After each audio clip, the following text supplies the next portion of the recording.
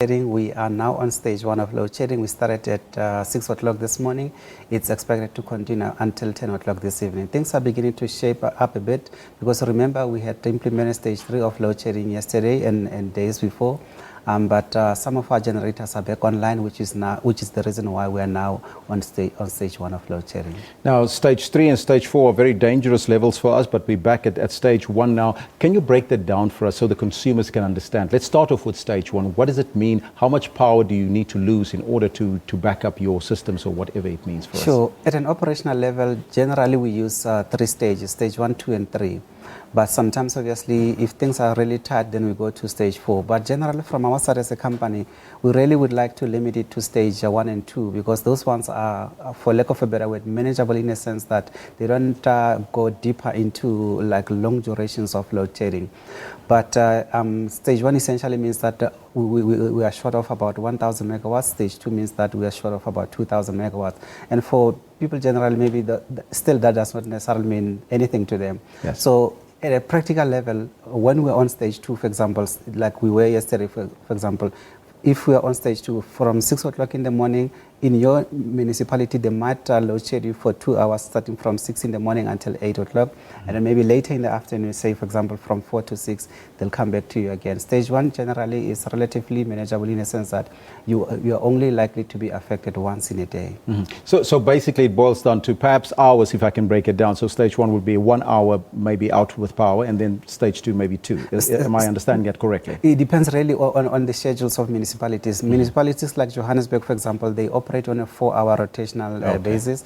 Pretoria and Ekurhuleni, they do 3 hours. Other municipalities like Cape Town, Durban, Bloem, and everywhere else, usually they go on a 2-hour rotational basis. Now, let's get back to this issue because this is a very critical part. The current power cuts related to the plant, is this because of of the municipalities rather that is not paying Eskom, the 20 municipalities? Is it around that you are cutting them off, or what is it all about? Well, it is because they have been defaulting, and it's not a new issue. They have been defaulting for many, many years. From our side, we have tried to negotiate and come to some agreement with them previously. It has not worked, and which is why the Minister of Public Enterprises has recently said that the velvet glove strategy that we have been using has not been working, and therefore we need to take this action that we are taking. And as we correctly mentioned, on the 4th of June, if they do not come forward with the payment or at least an arrangement as to how they're going to pay, then on the 5th of June, we will be switching their lights off, but not totally as in disconnecting them altogether. We are using what we call an interruption of electricity, meaning that from 6 o'clock in the morning until 10 o'clock in the morning, we will be cutting power to their power supply to their areas, and then we come back later in the afternoon from 5 until 9 o'clock in the evening. But how does it affect consumers in those areas that have paid their bills? 100%. Is it fair on them?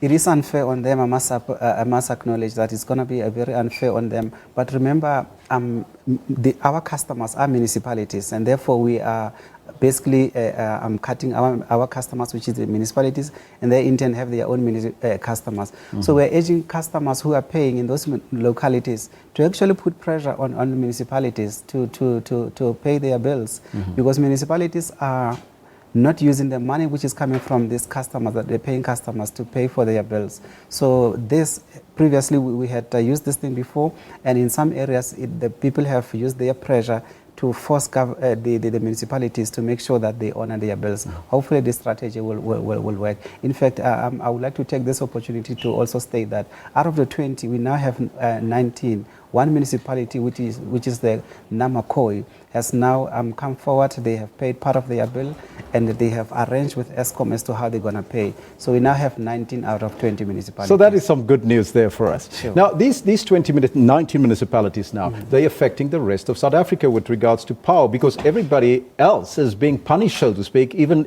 us here in Johannesburg, who does pay our bills, we believe. Well, yes, the city of Johannesburg and other cities around the country, they have normal debts with us, and they continue to pay their bills. So, and you are right, municipalities ideally that are not paying their bills, ideally they shouldn't be getting electricity, to be quite crude, because for you to receive electricity, it implies that you are paying for it. But if you are continuously defaulting and not honoring your bill, your obligations, then obviously we need to take action, and this is what we're going to do now on the 5th of June. But in general, why are we suffering from load shedding? There was an explanation from Eskom a while ago, but can you just remind us again? Well, maybe just a bit of background.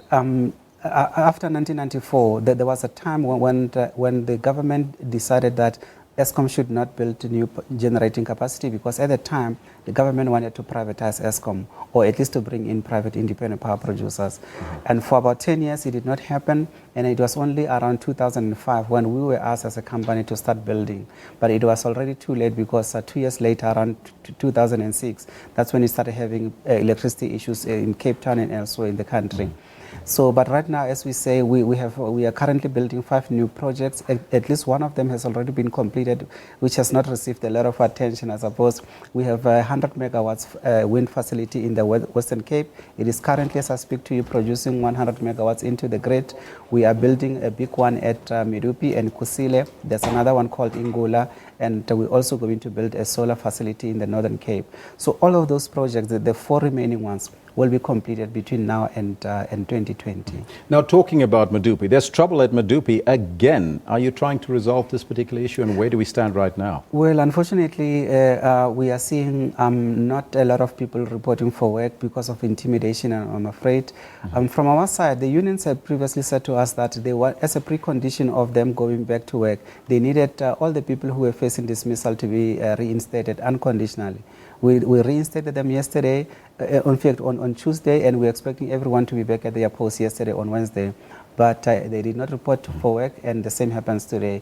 So the ball really is in NUMSA's court to decide as to as to when exactly they would return the people back to work. But from our side, our gates are open, and we are also willing to negotiate on the issues that they demand from us. Just briefly, in 30 seconds, your message to consumers out there, should we be worried?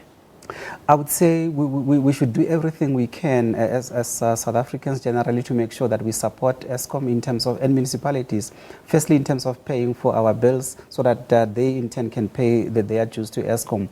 But in terms of electricity, we're urging everyone in the country to assist us in terms of using electricity sparingly, so that we can avoid the possibilities of load shedding. And how did they assist you, just briefly? Well, that helps a lot, and in fact, last year, for example, whenever we ask people to save power, we save on average just over 300 megawatts. So we would like to see even more savings as well. So cut off the pool pump. 100%. Cut off all the electricity appliances that you don't use. Exactly. Khulu Phasiwe, thank you so much for your time and joining us here. Thank you so much. News now. That was Eskom spokesperson Khulu Phasiwe joining us here. Right.